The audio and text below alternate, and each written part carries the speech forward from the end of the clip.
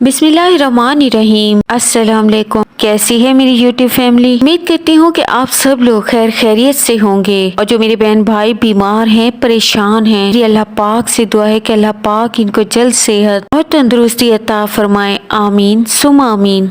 तुम ये सोच रहे हो ना कि मैं इतनी दुआएं कर रहा हूँ, अल्लाह से इतना मांग रहा हूँ, मगर मेरी दुआ है कि कबूल ही नहीं हो रही। अच्छे वक्त के आ जाने का इंतजार, अल्लाह की मदद के आने का इंतजार सभी को रहता है। और फिर अल्लाह की मदद आती भी किस तरह से है। लेकिन क्या हम अल्लाह की इस मदद को मान भी रहे होते हैं? क्या हम इन निशानियों पर गौर भी करते हैं? और अगर हम गौर ना भी करें तो फिर हम कहाँ जाएं? उम्मीद है कि ये तमाम कंफ्यूजन, वो कुछ भी हमारे दिमागों में आती है, वो आज की इस वीडियो से बहुत हद तक क्लियर से आपको समझ आ जाएगी। इंशाल्लाह आपको उम्मीद भी मिलेगी और आप लोग अपनी जिंदगी में खुद इस चीज का जायजा ले सकेंगे कि आया आपके लिए अल्लाह ताला की मदद की निशानी कैसे आई। देखिए, हम ये तो मानते हैं कि अल्लाह ताला कितना रहमान है, कितना रहीम है, लेकिन क्या हम इसकी कभी गहराई में भी उतरते हैं? नहीं ना। हमारे रब ने अपने बंदों की किस कदर फिक्र की, तो इतना रहमान है कि गुनहगार काफिरों तक की इतनी फिक्र 1,24,000 फरिश्ते भेज दिए, लेकिन हम हैं कि सोचते हैं कि अब तक वहाँ से जवाब ना आ सका। ऐसा ही है ना?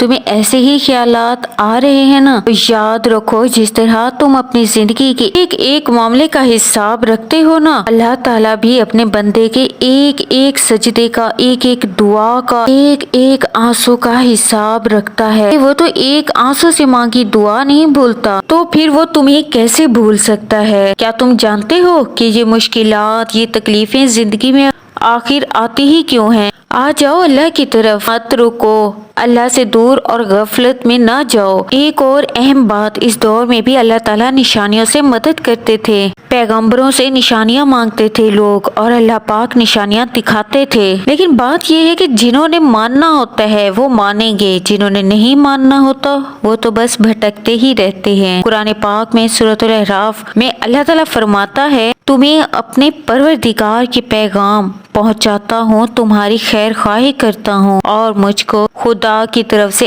ऐसी बातें मालूम है जिससे तुम बेखबर हो। क्या तुम्हें इस बात से ताज्जुब हुआ?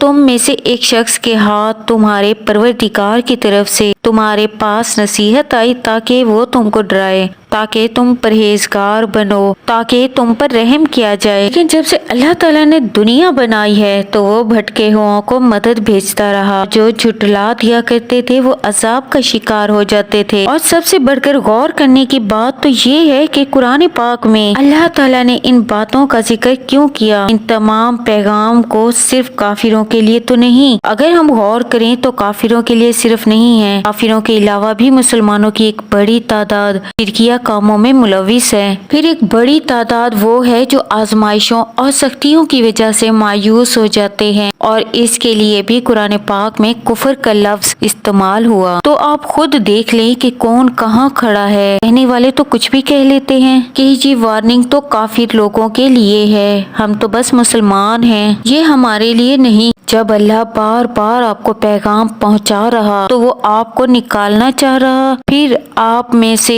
जो निशानियों के इंतजार में होते हैं और अल्लाह से मदद मांगते हैं और अल्लाह इन्हें दिखाता भी है, तो वहाँ इन्हें सब्र सिखाता है। लेकिन कुछ लोग शैतान के हमलों को समझ ही नहीं पाते। वो इन निशानियों को महज एक इत्तफाक समझ लेते हैं और खुद के इमेजिनेशन समझकर फिर से डिप्रेशन में चले जाते हैं। सूरज के निकलने में एक वक्त मुकर्रर है, दिन और रात, मौसमों की तब्दीली का, हर चीज का एक अल्लाह ने वक्त मुकर्रर कर रखा। हर चीज अपने एक मुकर्ररा वक्त पर आती है और अपने मुकर्ररा वक्त पर ही जाती है। हमारी लाइफ की इन आजमाइशों और खुशियों का वक्त भी, खुशियों का एक वक्त भी मुकर्रर ऐसे ही है। ये निशानी तो ये है, जब अल्लाह किसी की मदद करता है उसका वक्त बदलना शुरू करता है। सबसे पहले लोगों को देखा होगा जिसमें सबसे पहले तो वो ये कि गुनाहों में मुब्तला थे, अल्लाह ने इन्हें वहाँ से निकाला, तोड़ा और उसके बदले अपने करीब किया, मुआवजा फिर दिखाया और उसके अंदर मौजूद तमाम नेगेटिविटी को खत्म करके पॉजिटिविटी लेकर आता है, इसमें वो अल्लाह ताला के करीब होता है। इस तरह से जब बात आती है निशानियों की तो कभी कभी कोई पोस्ट, ये वीडियो हमारे लिए वसीला बन जाती है।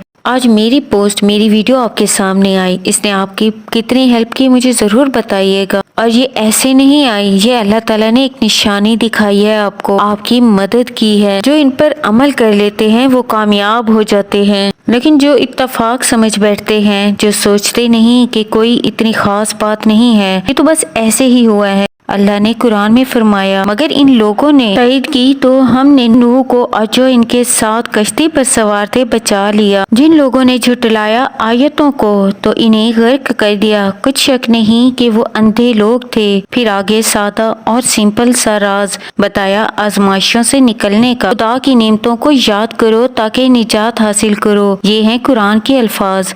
یہ کام بہت کم لوگ کر پاتے ہیں، شور کرتے ہیں، اپنی کی ہوئی عبادتوں کو نیکیوں کو جتلانے لگتے ہیں تو الٹا پھر وہ پھنس جاتے ہیں۔ یوسف علیہ السلام کو کنویں سے نکالا تو بادشاہ بنا دیا اور اپنے والد سے بھی ملوا دیا گیا۔ اللہ نے ہمیشہ ہمارے لیے اچھا سوچ رکھا ہوتا ہے، وقتی طور پر شاید اچھا نہ لگے، ہمارے لیے اچھا نہیں ہے، ہم یہی سوچنے لگ جاتے ہیں، لیکن اللہ نے انجام ہمارے لیے اچھا لکھا ہوتا ہے، وہ تو ہماری سوچ سے بڑھ کر اچھا سوچتا ہے۔ جانتی ہوں میں آج آپ بہت زیادہ مشکل حالات میں سے گزر رہے ہیں، تو یقین تو رکھیں اپنے رب پر، آنے والا کل بہت بہترین ہے آپ کے لیے۔ اللہ سے پوری امید رکھیں، معجزات تو تبھی رونما ہوتے ہیں جب ہم اللہ سے رہنمائی لیتے ہیں۔ تمام حکمت اس رب کے پاس ہے اور اس کی رحمت ہر ایک چیز میں گھیرے ہوئے ہے۔ جو جتنی زیادہ آزمائش سے گزرتا ہے وہ اللہ تعالیٰ اس کے آگے نوازا بھی اتنا ہی جاتا ہے۔ ہم انسان ہیں، ہم اس مصلحت کو ہی نہیں جان پاتے۔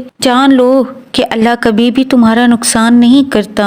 رسول صلی اللہ علیہ وسلم نے فرمایا، جب بندہ کہتا ہے یا رب تو اللہ کہتا ہے لبیک، مانگ تجھے کیا عطا کیا جائے۔ قرآن نے ایک لفظ کہہ دیا کہ میرے رب کو اپنے پیارے بندوں کے فیوچر پلاننگ کا خود سے فیصلہ کرنا ہوتا ہے، کیونکہ ابھی تم نہیں جانتے تمہاری کی گئی پلاننگ تمہارے فیوچر کے لیے کتنی نقصان دہ ہے۔ اللہ کو سب پتا ہے، وہ ہمیں ہماری ضرورت سے، ہماری طاقت سے زیادہ ہمیں نہیں آزماتا۔ یاد رکھو، کوئی بھی دعا اللہ تمہاری ادھوری نہیں چھوڑتا، کوئی آنسو بیکار نہیں جاتا۔ انشاءاللہ وہ رب تمہاری زندگی کی کہانی کو اتنا خوبصورت کر دے گا کہ تم میری اس بات کو خوشی کے آنسو سے یاد کرو گے۔ میں اللہ سے دل سے آپ سب کے لیے دعا گو ہوں، وہ تمام لوگ جو دعاؤں میں شدت سے کسی کو مانگ رہے، اس سے اپنی زندگی بنانا چاہتے ہیں، اور وہ لوگ اپنے حالات سے بہت زیادہ پریشان ہیں، وہ لوگ جو بے اولاد ہیں، اولاد کے خواہش مند ہیں، وہ لوگ جو رزق کی تنگی میں مبتلا ہیں، وہ لوگ جو بیمار ہیں، میرے وہ بھائی جن کی مسز ہاسپٹل میں ایڈمٹ ہیں، اللہ پاک سے دعا ہے کہ اللہ پاک ان کی وائف کو صحت اور تندرستی عطا فرمائے۔ اللہ تعالیٰ ان تمام لوگوں کی زندگیوں سے ان رکاوٹوں کو، ان مشکلوں کو ختم کر دیں۔ اللہ پاک سب لوگوں کی خواہشات میں مانگی ایک ایک دعا اللہ تعالیٰ بہت جلد قبولیت کا شرف حاصل کرائیں، آپ کی زندگی آپ کی سوچ سے بھی کہیں زیادہ اچھی ہو جائے۔ آمین ثم آمین۔ اپنی بہن کو دیں اجازت، اللہ حافظ، جزاک اللہ۔